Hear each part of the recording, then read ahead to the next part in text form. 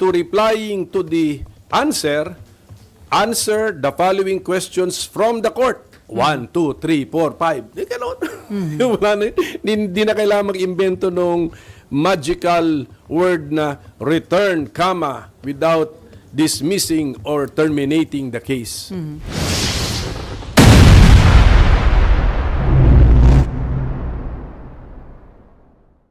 Hi mga boss, another video, another issue tayo at eto na Senator Pimentel talagang naguluhan sa desisyon ng ibang senador dahil sa pag-delay ng impeachment trial. Kaya bago mag-umpisa ang video, huwag kalimutan mag-like, share and subscribe mga boss. Return, comma, without dismissing or terminating the case. Ganun yung tatlo eh. Tapos ang gusto lang pala nila is Constructive to ask referral. questions. Sabi ko nga eh. Request for information lang ito eh. O di pwedeng mag-order ang court or sinabi ko nga mas practical yung advisory na lang eh. Advisory na lang ng court sa House of Representatives panel of prosecutors that when you file your reply to the answer of the Vice President, in addition to replying to the answer the following questions from the court. 1, 2, 3, 4, 5. Di gano'n. Wala na, hindi na kailangan mag-imbento nung magical word na return, comma, without dismissing or terminating the case. So sir, kung gano'n na lang... Tapos meron pa nga doon, until such time that. So, returned until such time that.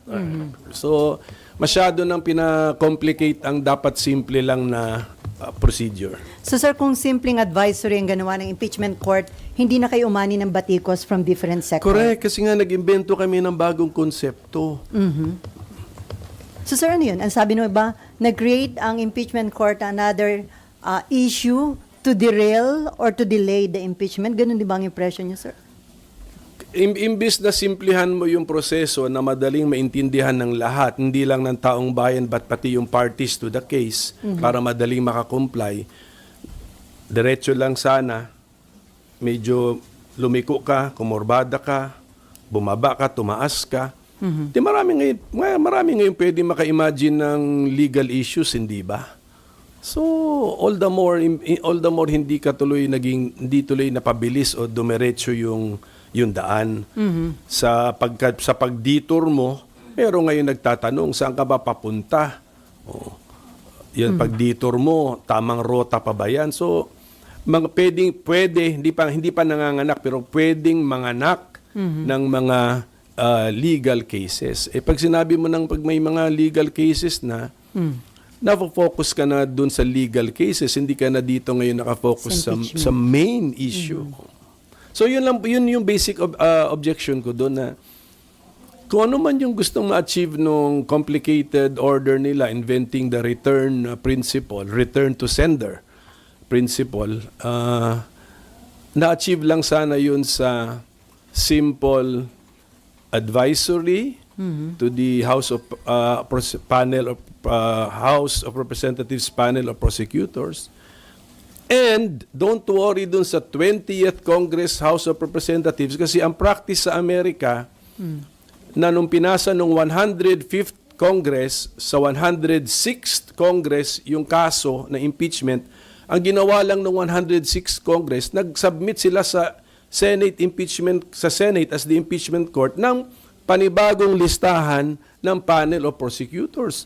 So yun na yung manifestation that we will pursue the case. Mayroon kami bagong nominees o bagong names ng prosecutors. So, simpleng gawin. So sir, sa tingin nyo may intention na i-divert yung attention sa ibang mga issues sa halip dun sa main issue, itong impeachment case against BP Sara? Well, konting investigative journalism siguro dyan. Just get the opinions and then the motivations of the 18 kasi sila naman ang bumoto doon eh.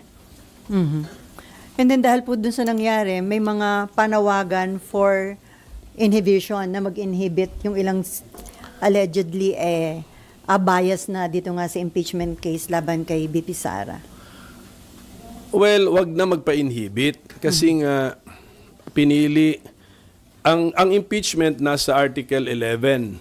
Hindi sa Article 6. Article 6 yung Legislative Department, Article 11. Ibig sabihin nun, yung sumulat ng ating Constitution, pwede sila actually namili ng ibang body to be the impeachment court. Ang pinili pa rin ay Senate. Therefore, let it be. So yung mga judges, yung mga senador na magiging judges, ipaabot hanggang dulo sa decision nila so that they will now state the decision, guilty or not guilty. Tapos taong bayan na ang huhusga sa desisyon ng bawat senador. Pag inhibit, nakakalusot pa siya eh. Hindi na niya kailangan sabihin kung ano yung position niya, guilty ba or not guilty. Na excuse pa siya, tapos yung kanyang absence ay pabor pa sa not guilty. So sir, to avoid yung impression na bias yung ilang senator judges, kailangan ba o possible ba yung gag order? Ang nag-gag order kasi ang korte sa mga parties eh. So Hindi applicable. ito na, disiplina na lang po ito. Disiplina na lang po. Reminder na lang kasi si Senate President, although lamang siya sa amin, actually kapantay din namin siya kasi in the sense na lahat naman kami parehong may mandato galing sa national constituency. So payo na lang being the Senate President, ang aming Senate President ngayon, abogado naman, nag-practice din siya. Magpapayo na lang siya na please stop commenting on about the case, lalo na sa merits of the case, kasi pinagbabawalan nga natin yung mga parties eh.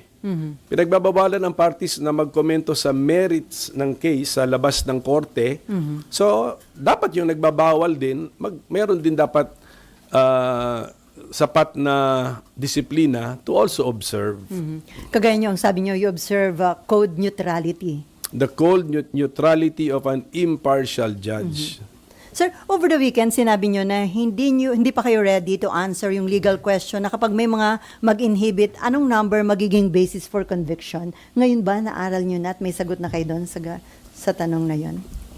Ang logical answer, kasi hindi ko alam kung tama ako, pero sa wording lang ng Constitution,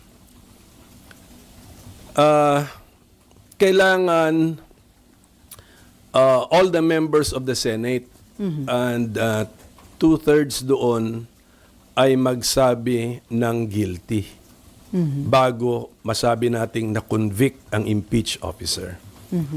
So, kung mayroong senador na absent, may sakit, siraan tiyan, nasa abroad, nag-inhibit, nandun, ayaw magsalita, ayaw magpaliwanag, tinanong, guilty or not guilty, tumahimik lang, ay magsalita.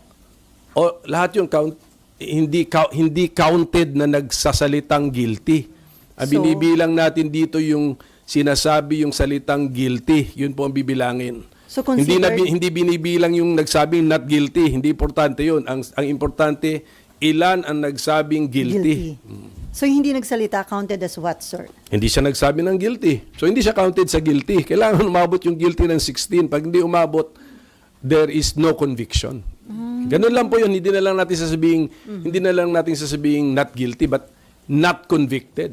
Pero pwede din mag-abstain. Abstain, tahimik, umalis, nag-walk out, nag-absent. Pero yung abstention, considered as acquittal yun, sir? Ang abstention, hindi nagsalita ng guilty. So, hindi mabibilang sa Guilty. pagbilang natin ng guilty at kailangan 16 para masabi nating na-convict. Okay, si Daniel? Microphone. And then Klaruhin Ninvan? lang, illegal ba yung ginawang motion on the floor? Kasi judge po yung nag-motion nung nag-convene po kayo.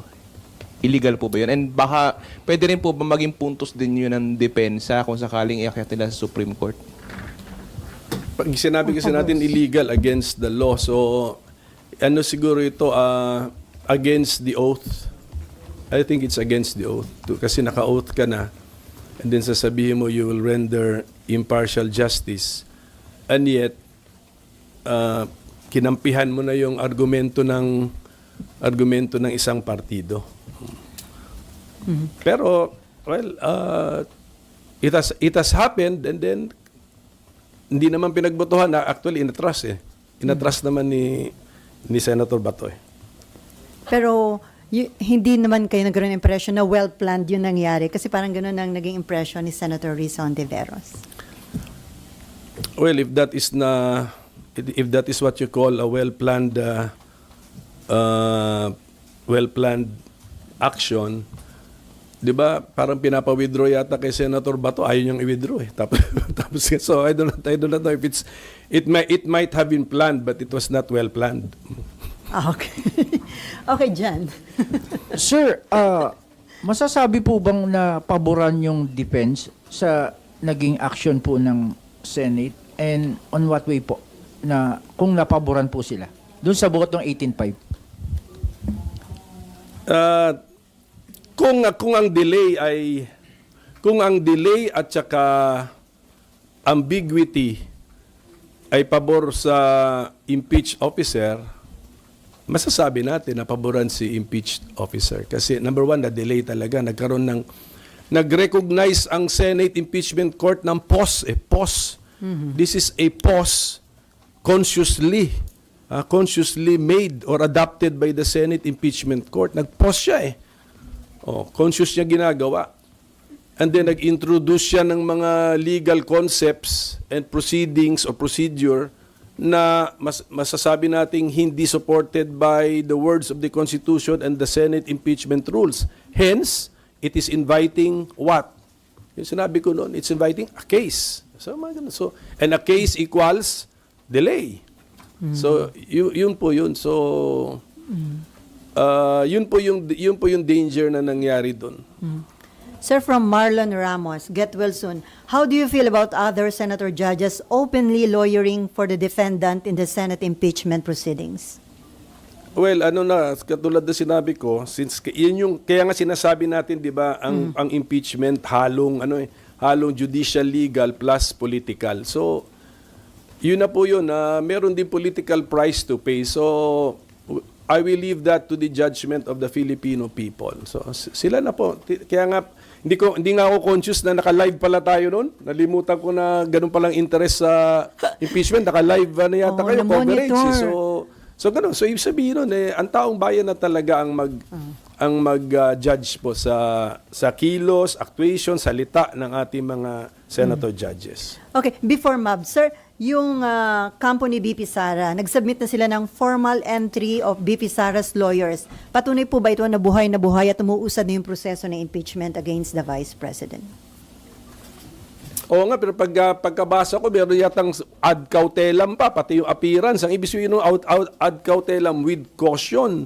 So, isipin mo, so ibig sabihin mo, meron pa silang gustong sabihin na nag-a-appear kami, pero may mga condition ito, ha?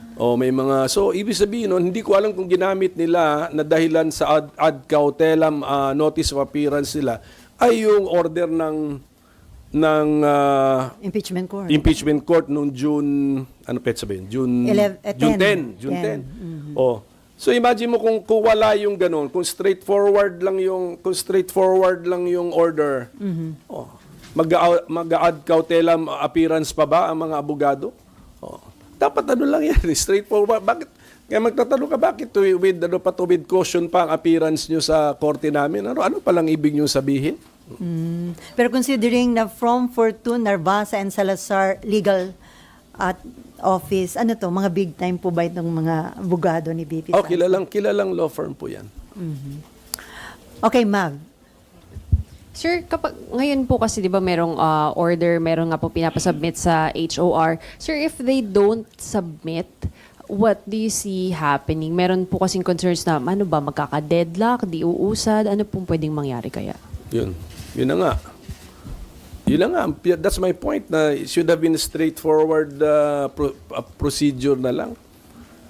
In the first place, merong ang presumption of regularity. Number 2, ang initiation, sabi ng Constitution, ang initiation ng impeachment, duty and responsibility ng House.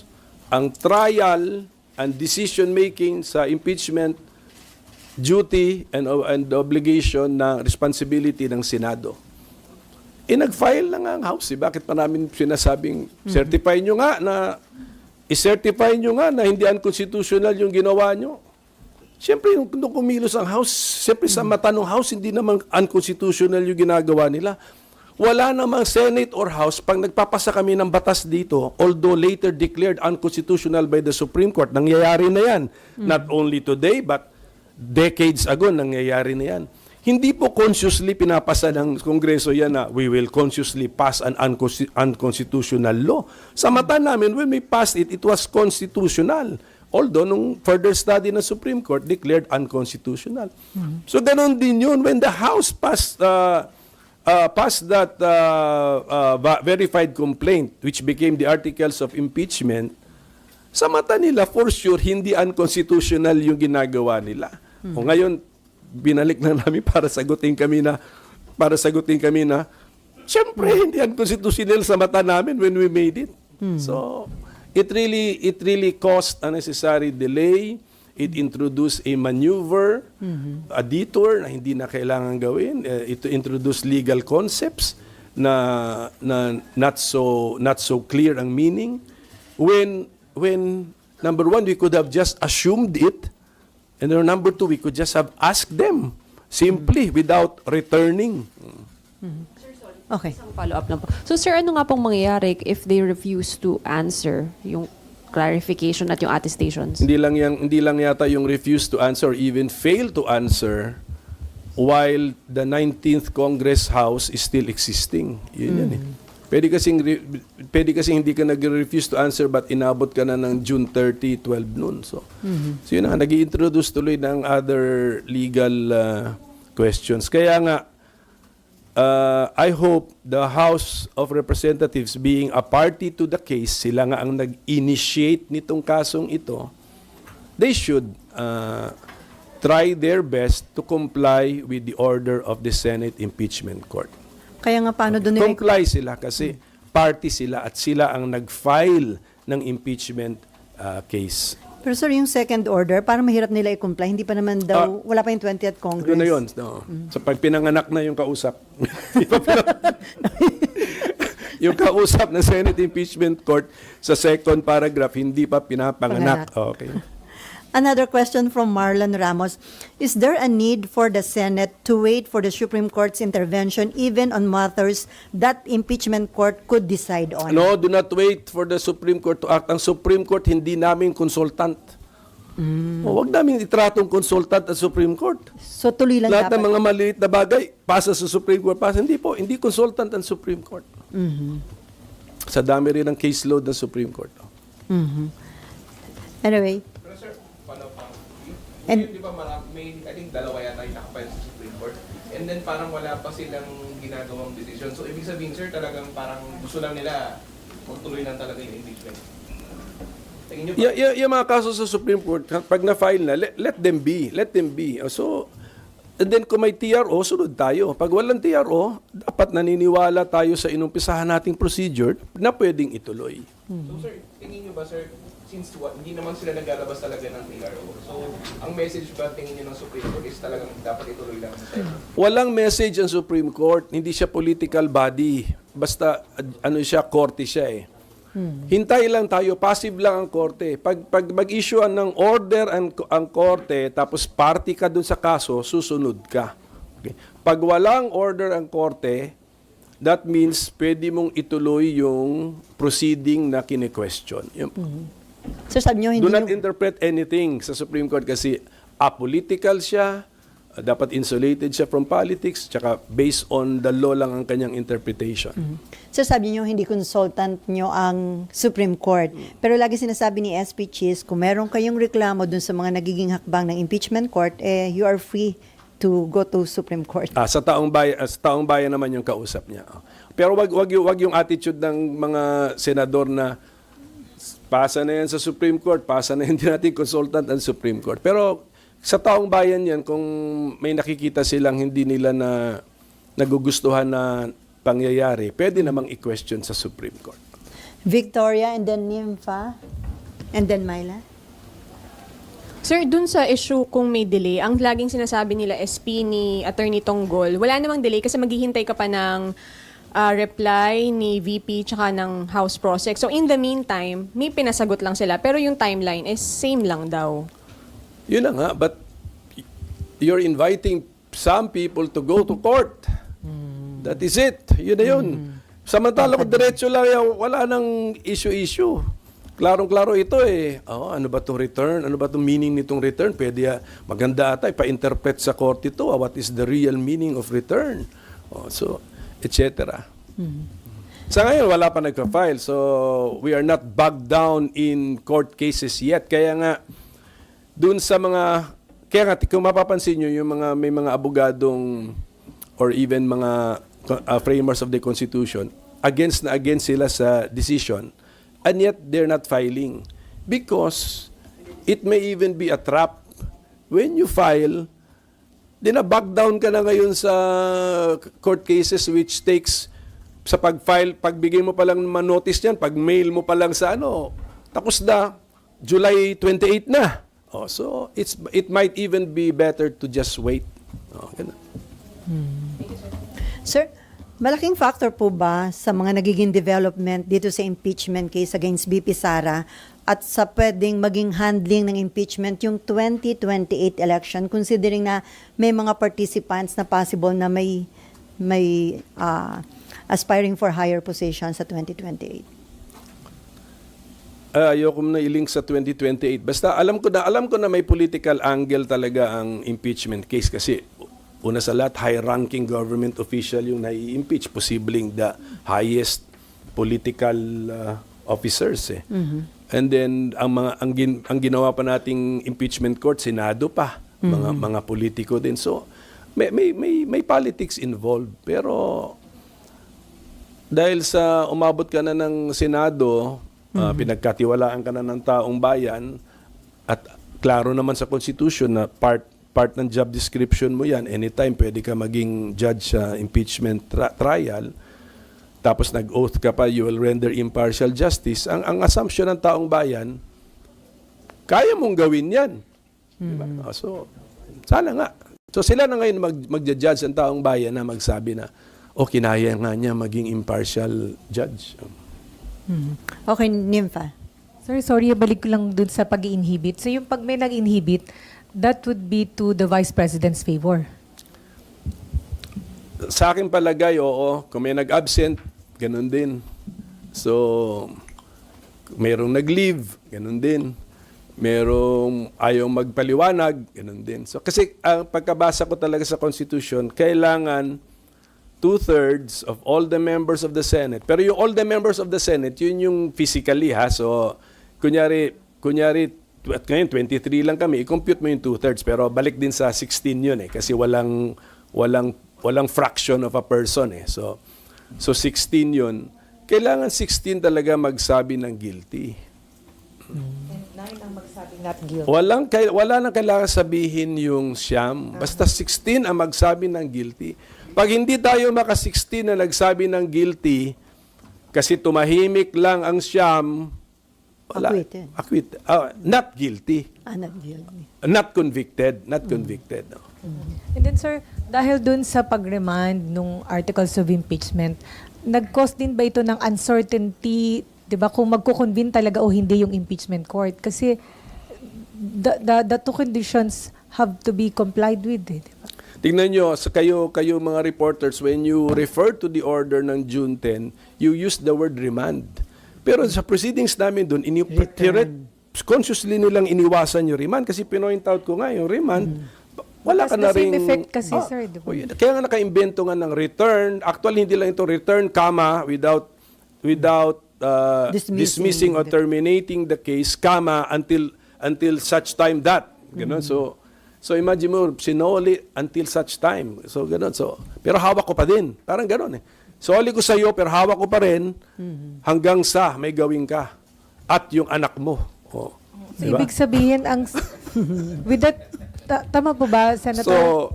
Ibig sabihin with that decision ang Senate Pass Impeachment Court ang naging dahilan para maging uncertain kung magkakaroon ng impeachment trial while dapat meron naman talaga dapat. Dapat sana tuloy-tuloy na lang sana. Kunyari yung original calendar na in-issue ni SP noong February, March. Kung sinunod lang. Kung yun, medyo okay na yun, diretso-diretso lang. June 2, okay nga, June 2, June 3, then maybe sa mga end of June, maybe a little trial or appearances. And then the trial action sa July 28 at 29, gano'n na, 29, 30. So gano'n na nangyari. So yun, mas straightforward yung kalendaryong yun. Ngayon, ginawa niya, may return to sender, liliko ngayon sa kaliwa. So yun na yun, nag-introduce na nga ng, actually nag-i-invite nag-i-invite ng kaso na, okay, file the cases. Pag nag-file ng case, hindi na kasalanan ng Senate Impeachment Court. Tiniyaro na kami, question na kami, ganun. So that is the problem. Related to that, sabi ni Marlon Ramos, do you think SP and the rest of the senators acted differently had President Marcos issued strong statements on VP Duterte's impeachment trial like Pinoy did during CJ Corona's impeachment trial? Hindi, dapat hands-off ang presidente sa impeachment. Hands-off. Pag tignan natin yung Article 11, there is no role of the president in impeachment proceedings. Bakit? Because the president himself or herself is impeachable. So dapat wala siyang role. Ito yung proceeding na pwedeng siya rin yung maging subject ng impeachment. So dapat wala siya talagang role. Pero sir, So ako sagot ko doon, walang role ang presidente. Let us keep it that way. And I'm glad the president is not commenting on the impeachment. And even if mag-comment siya, it should not carry any weight sa mga impartial judges of the Senate Impeachment Court. So hindi rin siya pwedeng mamagitan between the House and the Senate kasi nagkakaroon nga ng parang, di ba, deadlock. Gusto daw mamagitan ng Pangulo. Huwag siya mamagitan kasi kunyari sa future, ang impeachment is concerning the president, and then meron din deadlock ang House and Senate, pwede din siya mamagitan about his or her own case. Hands off lang. Hands off ang presidente. Okay, pero sir, Ninfa. political leader pa rin naman ng presidente, sir, di ba? So, Sa politics. Pero this is now accountability. Kahit na political process, sir. Ano yun, naging political process because ang napiling impeachment court is composed of politicians, and then matataas na government officials lang ang ini-impeach.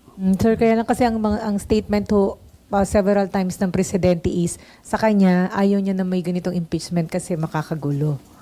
So, So kung akong senator judge na nakarinig noon, gagalangin ko yung freedom of speech ng presidente, but that should not carry any weight sa akin. I will look at the evidence. Sabi nga, kaya nga sinabi trial shall proceed, forthwith proceed. Kasi nga, look at the evidence. Okay na, Ninfa? Raymond. Mike. Laging kinakatwiran, sir, ni SP, sui generis daw ang impeachment court. Kaya pwede nilang gawin kahit anong gusto nilang gawin, just like what they did dito sa remand na naging return na inaprobahan ng 18 kasamahan ninyo. Meron na tayong Senate impeachment rules. So yan. So sundin dapat yun. Meron kaming oath na tinake. Sundin din yun. Meron namang meaning. At saka meron tayong constitution. Plus, meron na kaming past experience na. So yun, hindi naman pwedeng gawin lang kahit anong gawin. Okay, Myla. Going back to the basic lang, sir, kasi 3 doon sa kasamahan ninyo, hindi nagsuot ng robe. I was asking already during that time yung iba niyong kasamaan na pwede bang sumali sa proceedings yung mga ganun na hindi nag-oath nga sila pero they did not wear robes. I was thinking, sir, na sabi ko nga kay Sen. Joel, simpleng basketball tournament nga eh. Hindi ka pwedeng Hindi naka-uniform. sumali sa laro pag hindi ka naka-uniform. Dito, impeachment court, hindi ka naka-robe and yet you are participating directly doon sa proceedings. Ano bang take nyo dito, sir? Well, sa akin, no issue sa akin yun. Din ako doon, parang lenient din ako pagdating doon. Kasi actually, pwede naman kami naging Senate Impeachment Court na walang robe kaming lahat. Gusto lang namin actually merong symbolism or merong attire to remind us na hindi kami legislator, ibang rules na namin, may ibang oath namin ngayon. Actually, tingnan mo, nung rinirecall namin, ano ba nangyari dun sa time ni impeachment ni Chief Justice Corona? Tinatanong ko sila, nung nag-oath ba tayo, were we in session as a legislative session or were we in session as a court? So alam mo yung nung nag-research kami, nakita ko yung picture namin, naka-robe kami, na nag-oath kami. So sabi ko, court tayo. Oh, so ganun. So nakita mo, may symbolism, may value siya, may value din siya. But if meron judge na nag-oath naman, bound naman siya ng kanyang oath, na hindi lang siya naka-robe, I will allow the participation of the said judge. Sir, going back dun sa dapat na maging role ng presidente dito, ang sabi ni Marlon, hindi daw ba the president should lead efforts to exact accountability? Yes, sa kanyang department, sa executive department. But Pero- accountability under Article 11, walang role ang presidente. Because pati siya ay subject doon sa accountability ng Article 11 ng Constitution. But tama yan, meron nga dapat presidential anti-corruption dyan, meron dapat siyang president kung gusto niya, executive branch ombudsman, pwede. Para disiplinado lahat ang nasa ilalim niya sa executive branch. Okay, Myla. Sir, kanina na-mention nyo, sabi nyo, yung nangyaring botohan ng June 10, it's against the oath. Enough na basis na ba yun or wala pang basis to raise yung question before the Supreme Court? What question? To question the validity of the order? Hindi, ang gusto ko nga sabihin, tignan mo yung mga ibang, kahit yung mga legal experts and then constitutional framers, they're not going to the Supreme Court. Kasi kita naman nila na by July 29, 30, expected na natin na pwede nang mag-trial ang Senate Impeachment Court. Siguro naka-debate na ang 20th Congress Senate by July 28, 29 kung kailan ang next trial. So, if you go to court now, baka pending pa yung issue by that time. Sir, yun isa sa mga sinasabi ni SP na maraming ang question pero until now wala pang case na pinafile sa Supreme Court. Pero as it is now, sir, yung nakikita nyo lang as a lawyer, meron na, without thinking, sir, kung ano yung magiging effect kung mag-file kayo sa Supreme Court. Just the same, sir, meron ng basis to raise the issue before the Supreme Court. Yes, there is a basis to question, pero ako mismo, I will advise not to go to the Supreme Court anymore. Delaying. Hintayin na possible delay. Tsaka, ano ma-achieve nun? Ano lang, baka bumalik pa sa step 1. Di ba? Hindi natin alam. So, wag na, pabayaan na lang yan. Tapos, by July 29, 30, 31, August 1, yan, pwede na. Pwede nang mag-trial yan. Kasi, ang incoming Senate, hindi nila pwedeng gamitin ngayon ang excuse na meron pa silang rinarush na mga priority laws. Kasi wala pa, ano pa yan filing pa lang yan. Linuluto mo pa yung mga bills dyan Magko-committee hearing pa So actually, perfect time yan. Marami kayong time para mag-trial. Okay, Nimpa. Dagdagan ko lang, sir. Kapag katapos ng June 30, sir, magkakaroon pa ba kayo ng role, I mean, as a private citizen, ano ba yung pwede nyo pang tulong after ng impeachment? After ng term nyo, sir. Maging ano tayo, maging commentator tayo pag sa trial, di ba?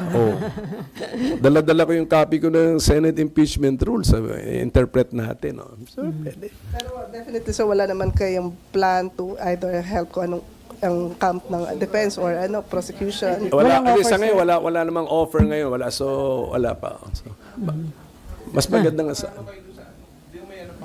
May pending. Yes, hindi pa tapos yung election sa District 1 ng Marikina. So ngayon wala pang representative. Wala pa. Saka na, let's cross the bridge when we get there. Mahirap pangunahan Pero sir, pwede rin maging... Parang kausap mo yung taong hindi pa pinapanganak eh. Oh. Pero sir, pwede din kayo maging legal counsel ng impeachment court. Legal counsel ng impeachment court, pwede rin.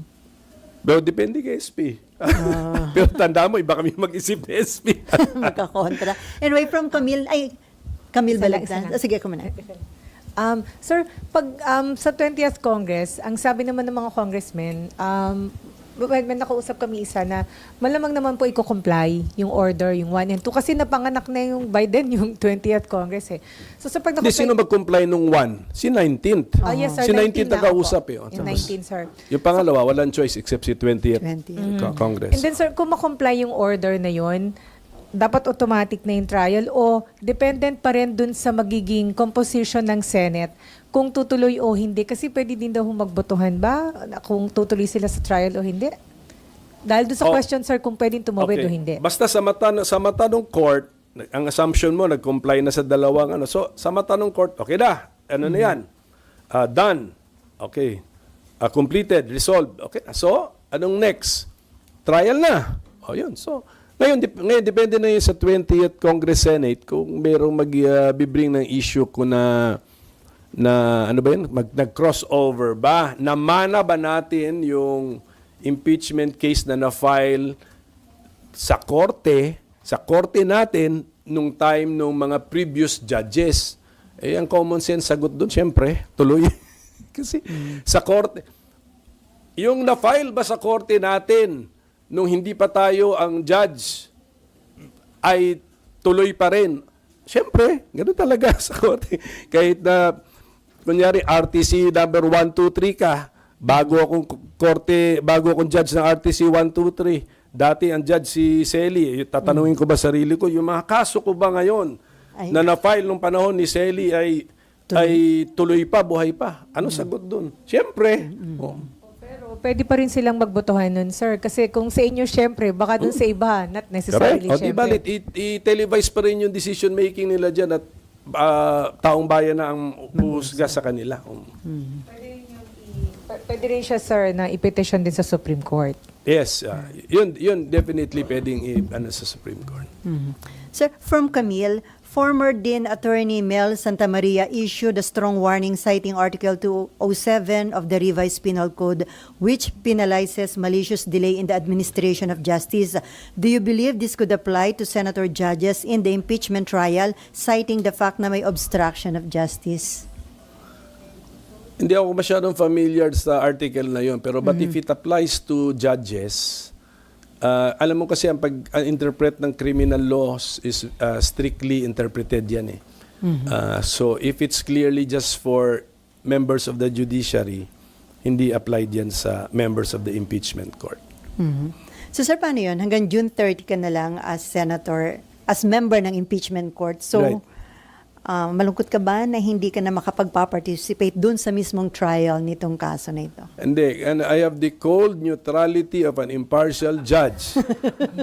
Member ako dyan? Okay, malamig pa rin ako. Hindi ako tapos na ang aking membership sa court? Malamig pa rin ako. Sa cold neutrality. So, wala akong pakialam. So, ganun ang ibig sabihin nun. No? I'm willing, but kung tapos na, I cannot.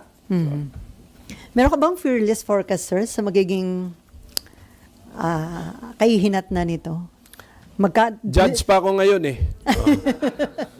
Pero do you think kahantong sa botohan? Hindi ko na masabi kasi nahintayin na lang natin para nakatutok ang taong bayan. No? May question lang doon sa, di ba yung 1 and 2 na dapat i-comply? Yung una, i-comply ng 19th Congress. Dapat. Laging sinasabi kasi ni SP na the 19th couldn't bind the 20th Congress. Pero bakit sinama doon sa number 2 question na kailangan mag-comply yung 20th doon sa... Tanong nyo na lang siya. Tanong nyo yung 18. Actually, pinakamaganda, tanongin nyo yung 18. Paano nila naintindihan yung binutuhan, sinuportahan nilang